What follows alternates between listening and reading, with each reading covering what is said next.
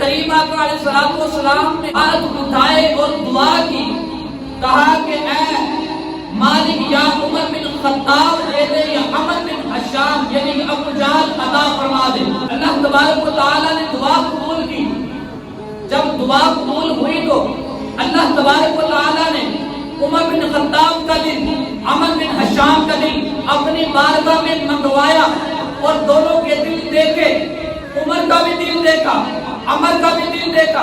رب تعالیٰ نے فرشتوں کو اکٹھا کیا اور بتایا کہ اے فرشتوں، عمر بن حشام یعنی کہ ابو جہل وہ بندہ ہے کہ جس تک دین پہنچا ہے، لیکن اس نے اپنی انا کی وجہ سے، اپنے تکبر کی وجہ سے، اپنے بغض کی وجہ سے اسلام قبول نہیں کیا۔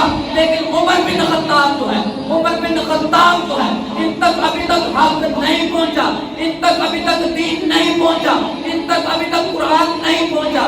اس لیے میں کہتا ہوں کہ عزیز ساتھیوں، جو آج بھی آج کے اس دور میں بھی حسد میں رہتا ہے، بغض میں رہتا ہے، تکبر میں رہتا ہے، اس تک کبھی دین نہیں پہنچتا، وہ دین سے محروم رہ جاتا ہے۔ اللہ تبارک و تعالیٰ نے کہا کہ دونوں کا دل، دونوں کے دل دیکھے، کہا کہ ایک تک حق نہیں پہنچا، ایک تک حق پہنچا ہے، لیکن اس نے اپنے تکبر کی وجہ سے قبول نہیں کیا۔